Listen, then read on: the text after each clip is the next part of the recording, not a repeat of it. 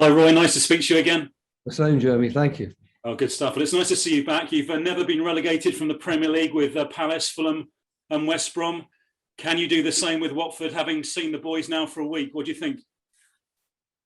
Yeah, I think it's more than possible. I mean, I wouldn't have accepted the challenge had I not believed that we could help out and help the club to stay in the Premier League. So in that respect, I'm quite confident that the work we do will have an effect. But of course, the proof of the pudding is always going to be in the eating, and it's going to be very important that the players, react well, I suppose, to what we're asking them to do, and most importantly, that they can produce the level of performances that are going to be necessary. Because this particular league, in terms of relegation, it's a dogfight. Sure. Claudio had some kind words for you when he was leaving. He called you a fantastic manager. Did you speak to him at all, and has Elton rung at all? I haven't spoken to either, but I would be really happy to speak to both. I mean, I regard Claudio Ranieri as a friend and have done since my days at Inter when he was the manager of Fiorentina. He's not only a good coach, he's a real gentleman, and of course his CV goes without needing any mention at all. And of course Elton John, or Sir Elton John, I mean, that's someone I would love to speak to. So if ever he feels he wants to speak to me, I should be available at any hour of the day and night. Roy, you worked for the Pozzo family back in the early 2000s at Udinese. Did you have any reservations about working for them again after what happened there? No, not at all. I mean, what happened there was certainly as much my fault as any I could attach to them. I don't know that I was ready to go back to Italy and take on the job that I'd agreed to do. But in many ways, our relationship then was not bad at all, I didn't think. And since that time, which is really over 20 years ago, I've spoken to Gino on many an occasion, and have even spoken to his father. And so as far as I'm concerned, that's water long under the bridge and had no effect at all on me accepting this invitation to work for them again. You know, though, that life as a Pozzo manager is short expectancy-wise. At Watford, you're the 16th in a decade, and Sean Dyche, who you meet on Saturday, was the first. What do you think of the churn at Watford? I don't really think much about it at all. I mean, obviously, when I was offered this job, it was on a very clear mandate. Can you come in and work with us until the end of the season, and can you do what we think you do well and help us to stay in the league? And so therefore, it was very easy for me to accept that challenge if I thought, as I did think, I was capable and really wanting to do it. But I certainly don't intend to comment at all on the way the club and the board at the club decide they want to run their club in terms of managers. That will be entirely up to them. And I'm hoping they'll get behind me and the team in these next 4 months, because one thing is very clear: no one at Watford, supporters in particular, want the club to go down. Sure. A couple of final ones. Ray Lewington's back with you again, of course, a former Watford boss. How important is that, do you think? Well, I don't know that being a former Watford boss is important as such. It's nice for him to be back. He was very well respected here, and there are still some people at the club who knew him when he was manager. So it's a nice homecoming for him. But the most important thing with Ray will be the work that he's able to do with me and alongside me with regard to the players in trying to make certain that we become a better team and not a team of individuals. We've got to do. Now, every manager wants to do that, and I'm not saying that I am the only people who work on teamwork. We all do. But that's our mandate with the players, and Ray is going to be an important figure in helping me to get at least the ideas that we might have across. And just finally from me, you had some things to say about the Watford mascot, Harry the Hornet, a few years ago. Have there been peace talks? Has he apologised to you? Well, I don't think it's anything to do with me. I don't think I was the manager at the time, was I? I don't think what happened. No, well, in which case, I don't know why I was ever given the question in the first place, quite frankly. What the hell has it got to do with me? Sam Allardyce and Harry the Hornet, if they had a bit of a set to, hopefully they've sorted it out. And if I was asked questions about bad behaviour, I'll always give my answer appropriate to the behaviour. Thanks so much, Roy, and good luck to you. Thank you very much. Jeremy, remind me who asked that question. It was me. Yeah, good man. Okay, first to the cards winners up. Damien. Hello, Roy. Good to see you. Where are you? Let me see. A couple, yeah, all good, thanks. Just a couple from me. Do you feel you're getting your message across to the players already in the short time you've been there? I was still trying to work out where is Damien? Where's what? Where is he? Where is Damien? Not on there. Sorry, Damien. I'm just trying to. We've got a second page here, I think. Oh, okay. Jolly good. All right. Good. All right. Anyway, as long as you can see me, I know who Damien is and I know what he looks like. So, sorry, Damien. Can we start again? I was just looking for you here. Damien, just give me a minute. People in front of me. I thought, well, where is he? Damien, just give me a minute. If the written journalists could go off video for a moment, then Damien will be able to see Damien talking. That'd be great. Good. There you are. Good. I like to look at people when I'm answering their questions. I was looking all around this computer for your face and couldn't find it. So apologies. No worries. I'm back in the room. Yeah, say, in the short time you've been there, do you feel you're getting the message across, and how have the players responded to what you're trying to say to them? Well, I've been very happy with the response, the enthusiasm and their diligence, the work ethic's very good. The spirit is fine. So I'm very happy with all of those things. When it comes to, are you getting your message across? Well, we'll find out in the next weeks and in the games. But I'm not certain, quite frankly, that Ray and I could have done an awful lot more in this short space of time in terms of presenting, the type of thing that we'd like to see. But it's going to take more than a week or 8 or 9 days before I think we're going to look back and say, yeah, we're satisfied now. They really understand, in the same way, perhaps, that we thought the Crystal Palace understood what we were trying to do. But that was a 4-year process, not an 8 or 9 day process.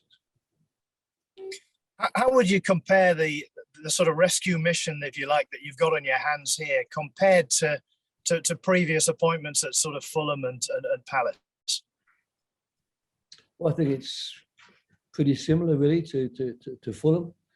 Palace was exceptional in the sense that 4 games in a row and no points. But having said that, in 7 games we still had no points, and we got 3 points on the 8th one. Well, that's probably more than we've got here for a while. So it's certainly not an awful lot better than the Palace situation. And what's more, it's going to be a real dogfight this year, because the teams who are at the bottom, we're all a little bit adrift of the teams closer to the middle of the table. So we've got a lot of ground to make up. And it's one of those, with 18 games to go, you're very worried that, a defeat's going to put you, further back. So we certainly don't underestimate the task. But then I know the board of the club doesn't underestimate the task either. They are realistic. They know that this is a big fight on our hands, but they believe that the quality of the players in the squad and that the club are good enough to keep them in the league. And they entrust, if you like, to Ray Lewington and myself the task of trying to sort of mould them into a team which will get points from the remaining 18 games. Thanks, Roy. Best of luck. And you too, Damien. Thank you. Cheers. George and then James. Thanks, Rich. Hello, Roy. How are you? Hello, George. Roy, when I look back to your Fulham days, and you took over at Fulham 15 years ago, and you had that unbelievable run towards the end of the season, you won at Man City and then you beat Portsmouth. Is this what you anticipate, a sort of another great escape? It's going to go down to the wire to keep Watford in the Premier League? Well, I'd really like to think that we could do without the drama and get ourselves enough points to avoid the enormous tension that we had at Fulham that time. And I think in the last 5 games we took as many as 11 or 12 points. It was something quite incredible. I mean, you're not going to do that all the time. There's no doubt about it. So if we want to survive here, we better start getting our points tally moving in the right direction a lot quicker than that. I think that the magnitude of the task is around about the same. I don't think it's easy for any team that finds themselves in February at the bottom of the table or in the bottom 3 to be certain that they're going to get out of it. We've got to believe that the quality of the squad and the desire, if you like, of the players to keep the team in the Premier League is going to be good enough to get us out. And I was lucky enough at Fulham and lucky enough too at Crystal Palace and to a somewhat lesser extent at West Bromwich Albion to find the players there who are going to do that for the club.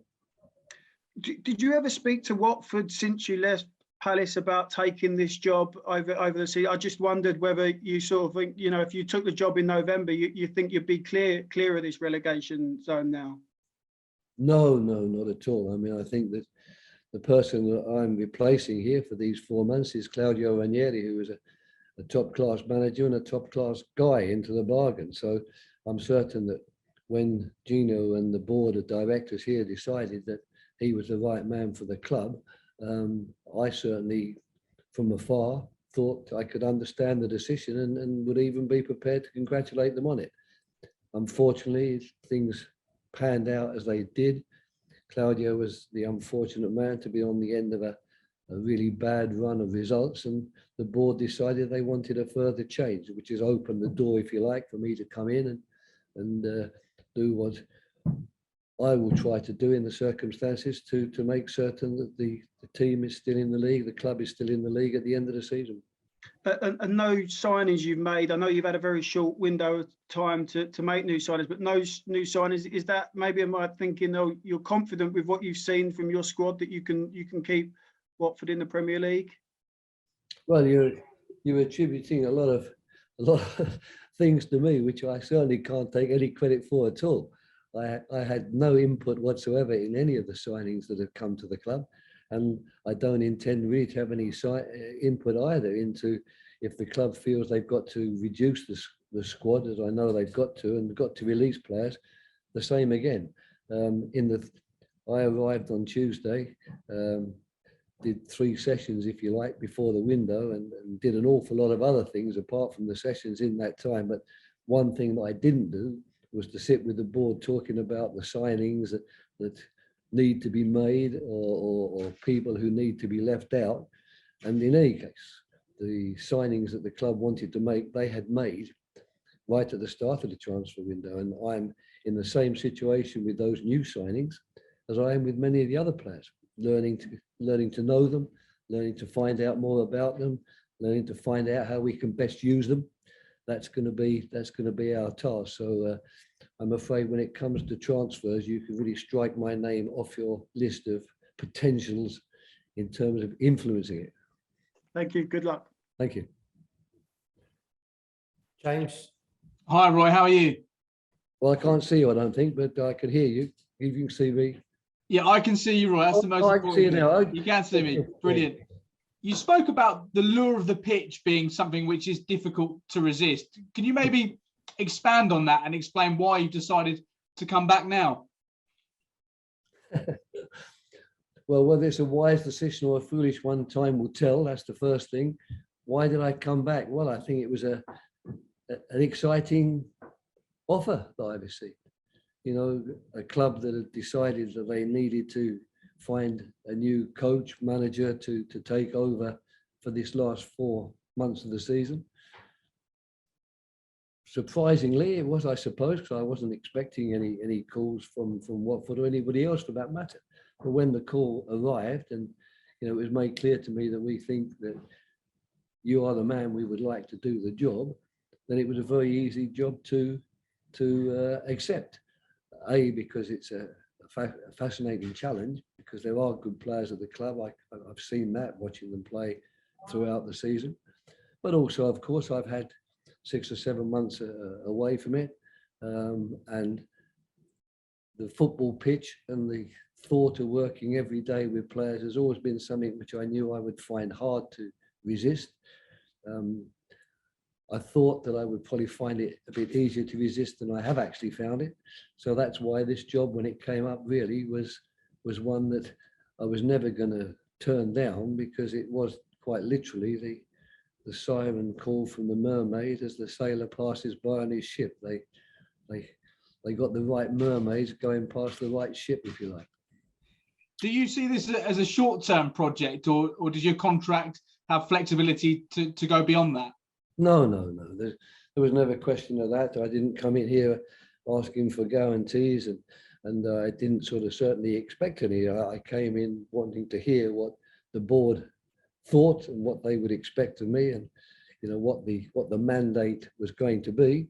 I guessed it was going to be a fairly simple mandate: come here and keep us out in the league. So at the end of the season, when your time runs out with us, we're still there. And I'm more than happy with that, and so are they. So that's where we are, and I don't want to think certainly any further than May at the moment, because I'm going to need to be 100% focused and give every single bit of my attention to the task at hand, which is not a simple task, as everybody knows. And finally, from me, you mentioned some of the players you knew about before coming into Watford. Is there anyone that's impressed you in particular so far, or anybody that you're really excited about working with? I'm excited about working with them all, so I'm going to skip that question, not go into details with individuals. I am quite literally excited and pleased to be working with them all. The response, if you like, on the training field couldn't be better in terms of people trying hard and trying to impress us and working hard to, do what they do as football players. So I'm probably going to have to wait a good few weeks before I can really answer that question, because at the moment it's hard enough with 23 players we had out training today, making certain you identify everyone correctly, because that's normally it takes a little bit longer than a few days before you recognise everybody. Thanks, Roy. All the best. Pleasure. Okay, guys, we're going to call an end to broadcast section there.